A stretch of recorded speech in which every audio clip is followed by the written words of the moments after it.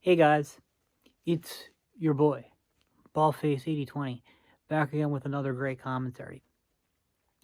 Even if you don't enjoy my film reviews, I think you may enjoy this one because I'm going to talk about, um, as we get to the end, about some philosophical stuff I've been thinking about that this last movie I saw really made me think about again, and think about more, and decided I want to talk about it.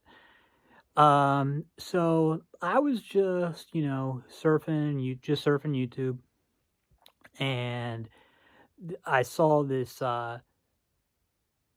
are like YouTube offers free movies sometimes, and I saw this free movie from 1994 called Disclosure. Never heard of it, you know, and I couldn't even tell from the thumbnail like what was going on. But I don't know why, but I clicked on it. I don't know, and so I started watching it, and as I've said before, my attention span's better, so I was able to make it through the whole thing, even though it's on the longer side. But the film ends up being this. It's a what do you call it? Sort of like a. I mean, neither of these words is correct, but you would officially classify it as a romantic thriller. Not even a romantic thriller, more be like an erotic thriller. But it's not like an erotic thriller like you. A real erotic thriller would be something with like James Spader in it, which is like a pseudo soft porn. This is nothing like that. There's nothing like there's nothing like sexually explicit like in that sense in it. Um, the film is one of the most 90s things I've ever seen. And by the way, it starring, the lead is Michael Douglas. The female lead, who's kind of the femme fatale antagonist, is Demi Moore. Now, Demi Moore, her hey was the early and mid 80s. Like she was 1990, this 1994 film, so filmed in 1993. There was her prime had passed. It was, she wasn't. She would go on to be in a film called Striptease that I think would be released 2 years later. Maybe one or 2 years later. And that would be the last time you saw her portrayed as, that I remember, portrayed as like an object of desire. She would continue to be a big star for a while, but as just like like I said, a sex symbol type thing. I think that G.I. Jane, I mean, not G.I. Jane, Striptease a year later would be the last time. Because if you see her in the early and mid 80s, she's something, she was really something else. And she's still pretty in this movie. She's just not like the, like, sex bomb, I guess you could say, that she was earlier.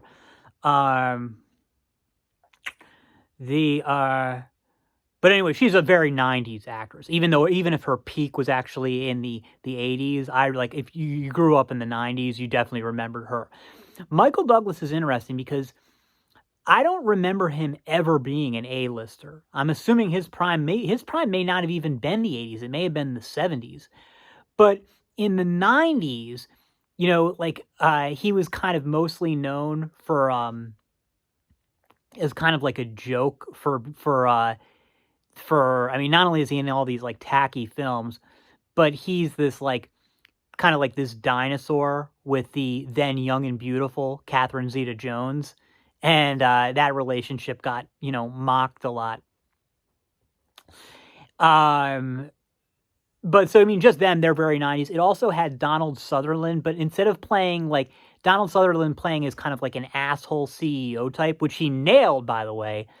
But you don't really see Donald Sutherland in roles like that. So it was interesting to see him with some range. He's more like, usually plays like the more intellectual type. And then it had Dennis Miller, who you guys probably don't know who that is, but he was a comedian who was like kind of big in the 90s. His role was smaller. I'm trying to think of anybody Then there were probably some character actors you might recognize if you were around back then, but that's it. But the film, I don't know, it was just so 90s. The main characters are driving station wagons, which were huge when I was a kid, and they don't exist anymore. My family had a station wagon. Generally there were no SUVs back then, or if they were small, but they're definitely not for families. You had a station, the family car was a station wagon or it was a minivan. Neither of those things exist anymore. And the minivans had these like horrible sliding doors. It was not everything about the 90s was good. But you also get to see like the primitive internet. It's like the internet before it's the internet. Like there isn't really an internet. There's just email.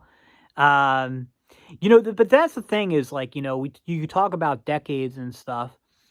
And when I think about decades, it's often less about technology, although, that's really important, than it is about aesthetics. Like what defines a decade is its aesthetic. And the 90s had a very, very distinct 90s aesthetic. Now, it's a little complex, right? Because you have the 90s aesthetic, that's the early and mid 90s, versus the Y2K aesthetic, which is much more similar to today's aesthetic and stuff. And, you really did start to see like a primitive internet in that Y2K era. Whereas like, the 80s aesthetic is very different from either of the 90s aesthetics, really. And like whether it's early mid 90s or late 90s aesthetic, the 70s aesthetic is very different from the 80s aesthetic. The 60s aesthetic is very different from the 70s aesthetic, and the 50s aesthetic is very different from the 60s aesthetic.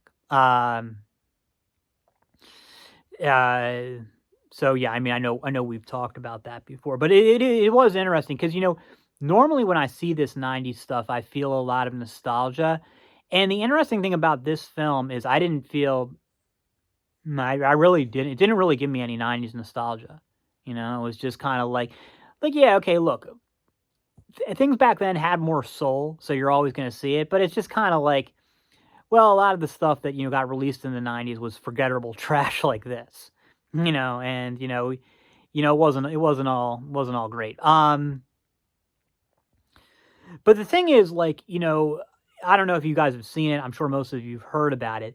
This movie felt to me like they were really trying to sort of recash in on Fatal Attraction, which is probably the biggest movie Michael Douglas has ever been in.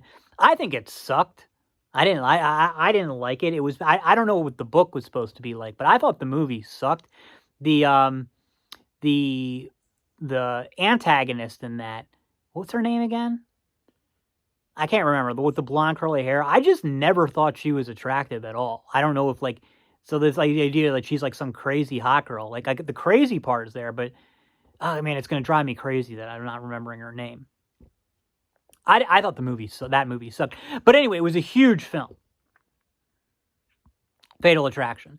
And so Michael Douglas, they kept trying to, and like again, early mid 90s, he was in a few of these. This film Disclosure, I'm telling you about now. He was in a film called The Game. And that maybe it actually. And then, because normally if you want to see a good role with Michael Douglas, it's in Wall Street in 1985, which, yeah, it's Oliver Stone. It's stupid. Michael Douglas is really good. He was meant for that part. Good job by Charlie Sheen too. And actually that movie has James Spader in it too, although it's kind of in a cameo role. Okay, so anyway, this film, right? What happens in this film is Michael Douglas is this guy who's, deserving of a promotion at this company that's undergoing this merger, but he doesn't get the promotion. Instead, he gets passed over by somebody from outside the company who is actually his ex-girlfriend. That's Demi Moore. Demi Moore then, because she's going to be coming on as his boss now. And, he politely gives her congratulations, and she says, all right, well, come up to see me at 7 o'clock. I'll have the champagne that you used to like, and you can talk about, the issues you're going through with this new like software you're doing. And by the way, the software is like the most 90s thing ever. It's this CD-ROM thing. Again, you younger guys probably don't even know what that is, but they were like, you did everything back then. If you wanted to do something on a computer, you had to put it in a CD, and it works with virtual reality, which would, again, mid 90s, it was like all the rage, these virtual reality future systems. And I mean, they're starting to mature now, but like we thought, like in the mid 90s, people thought that like by now you'd be doing, but people thought by the year 2000 you'd be doing everything virtual reality was. So anyway, she gets him up there. She, tries to seduce him. She starts to. Then he bails at the last second, saying, "I can't cheat on my wife," and shit like that. But it does get started, right? Like, like he like, because like first she's like, okay, well, look, you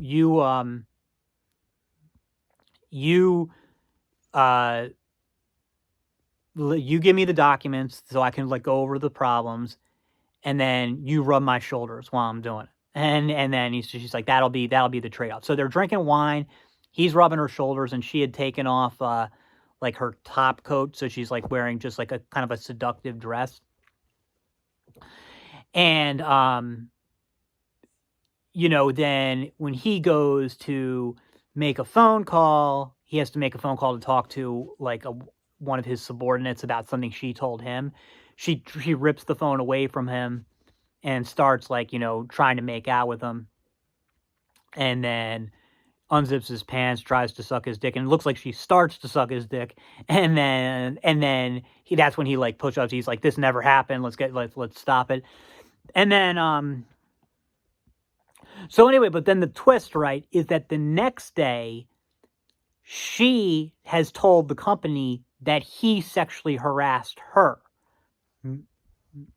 And they're trying to use that to pressure him to accept this lateral move to a different city.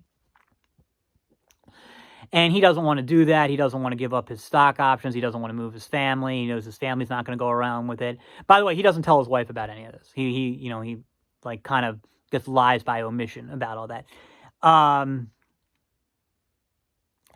So that's like the whole conflict, and it's just like, yeah, like it's supposed to be a thriller, but whatever. But so he's got no leverage. So then to get leverage, he decides to go back to she had said that to him, but she didn't sue him. So he said, I'm going to sue to embarrass the company so bad that they're going to have no choice but to sign something that'll keep me on in the same position I am now. So I still won't get that VP promotion, but I'll get to stay in the same city with the same company, making the same wage, working at the same like sector of the thing because he built up this section of the company. He loves it. So he's not going to gain anything, but he's not going to lose everything or lose a lot. And that's just how it goes. I don't really need to say much more about it than that. You can check it out if you're interested. I wouldn't particularly recommend it. It passed the time, but that was it. It was meant to be forgettable. It's a cash grab. They used to, again, this was like how it was back in the 90s. You'd cast a few well-known actors, put in some formulaic, ridiculous thing, and you could make some money. Hollywood would turn out and make some money, but it wasn't like, now I don't know what movies are like now, but the last time I checked with movies, like there was nothing original. It was just superhero movies or remade Japanese things. And but in the 90s, like you go back to the 90s and see like what the 10 biggest movies were in any given month. And they're all original movies, and very rarely are there may be a superhero movie once a year or something, different time. But the thing is, those original movies mostly sucked. They were mostly films like this. But the thing is, what it got me thinking about, or something that I have been thinking about, is You know, there's a part of the movie where it looks like things are looking really bad for him. Like it's going to look like he's the sexual harasser, not her. And like the stuff that gets brought up is his own secretary. You know, there's been times where he's rubbed her shoulders, you know, or patted her on her ass. And the thing with him and Demi Moore, like he did go up to her room by himself. He called his wife ahead of time and said, "I'm going to be home late." Well, the meeting is at 7:00. There's no reason for him to necessarily expect to be home late. He was, you know, rubbing her shoulders. And the fact is, like, yeah, okay, eventually he stopped it. Like, you know, but it didn't have to get that far. And he was like, there was a while where he was like, do I really want to stop this? And, you know, he wasn't like being as firm about it. Now, it's a situation where him as like the subordinate employee in that position and being like, he may be like so shocked or confused, especially when they've had history. I'm not saying that there's no room for understanding for his character's behavior. And then certainly, I think kind of the idea that one of the things in the movie is like, oh, if this was reversed, like what we would definitely see that as sexual harassment of a woman. Well, if it was a woman in that situation, because of like the physical strength differential, like generally speaking, women don't sexually assault. It can happen, but generally speaking, men sexually assault women, not the reverse. So if you had a situation in the reverse, that would be an additional thing to it. You know, like his character always like was never going to feel threatened or in danger if he like broke it off. But, you know, a woman in that same situation might really not want to do it, but be too intimidated to stop it. So if they're trying to make some kind of analogy there, I don't think it works. But I mean, it goes to show, like, a lot of, you know, because I had been dismissive of a lot of sexual harassment stuff in the past because I feel like, you know, there was never a clear no. Like, I think there are a lot of cases there probably wasn't a clear no, or, you know, maybe she did send mixed signals or something like that. And look, maybe there's something to that to an extent, but I never really thought of it from the woman's perspective, that a lot of them may feel like pressured or coerced. And they're like, yeah, they didn't give a no because they were scared to. And and stuff. And it's not like, I don't know. It's not about making excuses or anything like that. It's just about being able to understand everybody's perspective, you know, and where people are coming from. And that, you know, sometimes people just see things differently. And, you know, hopefully you can be sensitive to that. And then, you know, use that, you know, to be cautious and make, you know, never be in a situation where you maybe are coercing somebody to do something and you don't even realize it. You know? But anyway, enough about that. The thing is, though, but what really got me thinking about is, like, you know, because so in stuff like this, right, you're supposed to root for Michael Douglas's character. Because, I mean, he's this good family guy, and, you know, he got screwed over in this whole merger thing, and now he's got some psycho bitch trying to ruin his career.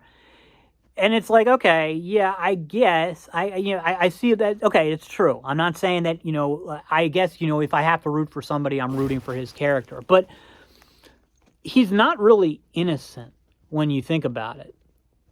And I think that goes for like a lot of innocent victims. So the thing is, like, because, you know, it's coming out in like the when the lawyers are all meeting, he was like, you know, is when her lawyer is saying to him, like, when you guys were together, wasn't your relationship like really sexual, like at least once a day, sometimes twice a day, lots of different sex toys, all different like positions and stuff like that. And the thing is, like, No, it's not a crime to do that. He's in a relationship with her, but they weren't married, you know? And so this is like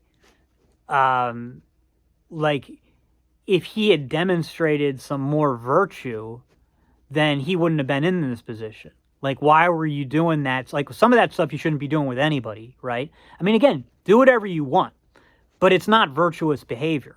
And when you behave in an unvirtuous fashion, people are going to be more inclined to believe bad things about you. Like, so imagine he had never engaged in that relationship with her. Certainly not with any of the weird kinky shit. Then all of a sudden the accusations against him become less credible.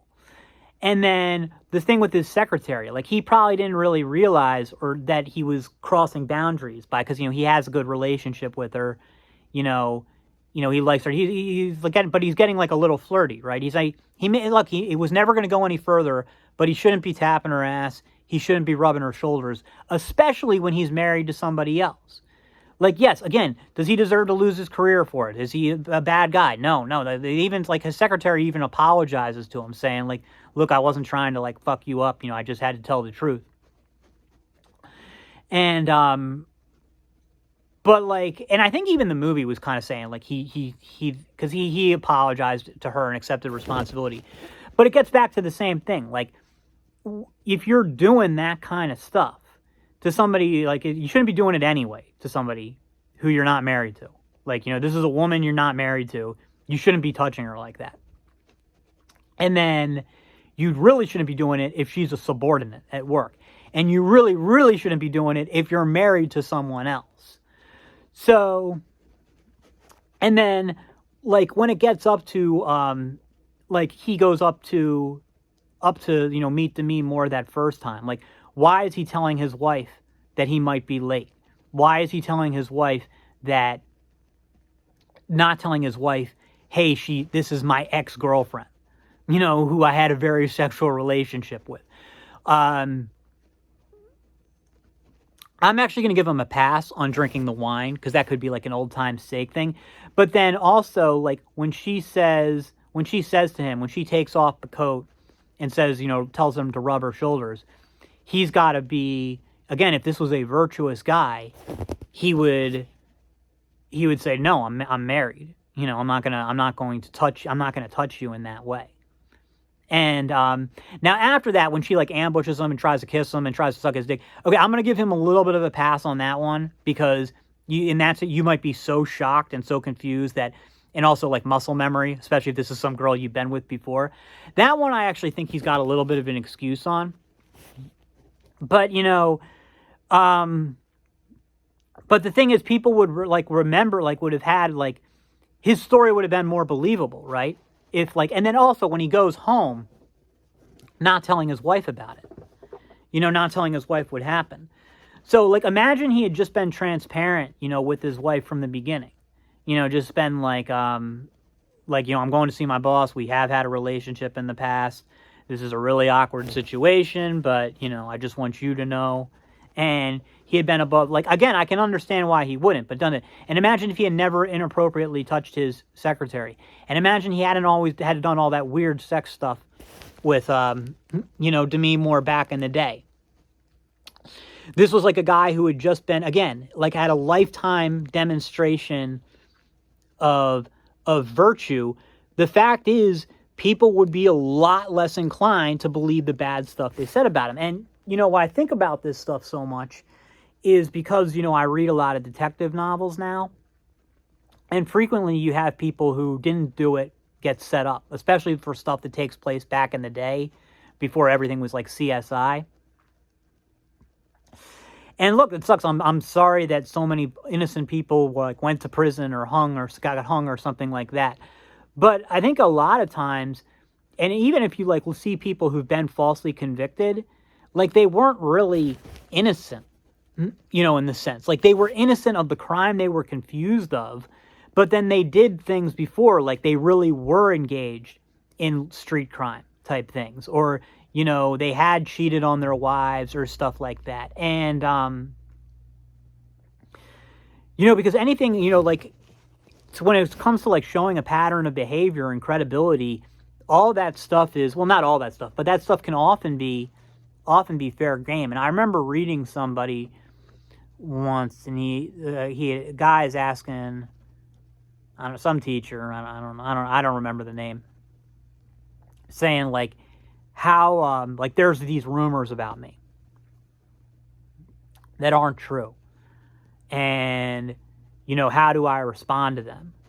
And the guy says, well, you don't respond to them. You be the kind of person that nobody would believe these rumors about. And so yeah, I mean, that's like I'm just going to give you like another example, a more extreme example to show you what I'm talking about. This one detective novel I read, or a mystery novel, not really a detective novel. This girl, she's 24, living in New York, back in like 1915 or something. I don't know, something like 1910 maybe. I don't know, early 20th century. And during the day, she's an orphan, or I mean, she was an orphan. She's 24 now. She lives by herself in some shitty tenement. And during the day, she has a job doing dress deliveries and dress fittings. And then at night, she works at like a speakeasy.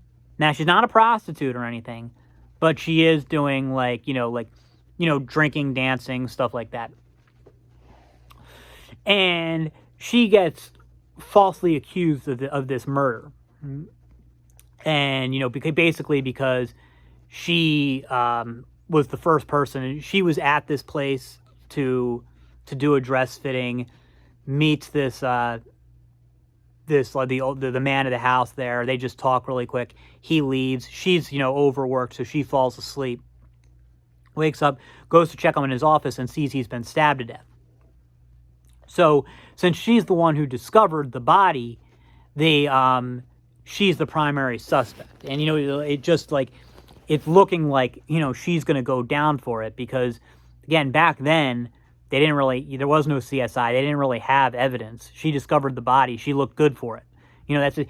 And any trial she was going to lose because people back then were just going to assume, well, this girl who's living this kind of lifestyle, yeah, of course she did it. And this is an extreme example because this is a girl trying to make ends meet. She's not even engaging in prostitution.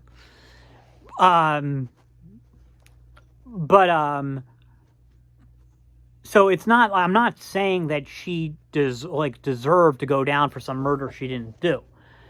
What I am saying though is that she kind of made her own bed, that people would by engaging that, like, yes, she never prostituted herself. Yes, she never hurt anybody, but she's still like working at an entertainment thing, which involves her dancing with guys she's not married to, being flirty, trying to get them to drink and stuff like that. And look, again, it's very harmless fun. This isn't bad stuff. And nobody today would assume that makes somebody a potential murderer. But back then, it was seen as like, yeah, the kind of girl who would do that. And it really isn't, becoming behavior, and, so if her character had got convicted of murder, it would have been a miscarriage of justice, but she's got to take some responsibility, and, so like, cause sometimes I think about like, would I ever like, especially when I was younger and more paranoid, I would worry about getting falsely convicted of a crime. Again, it would be hard to do. Could you really get falsely convicted of a crime anymore? I mean, yes, you definitely can because juries are retards. But like with all like the CSI stuff and all like, your phone's tracking you every second and there's cameras everywhere. Yeah, of course you can get falsely convicted, but it's harder. But but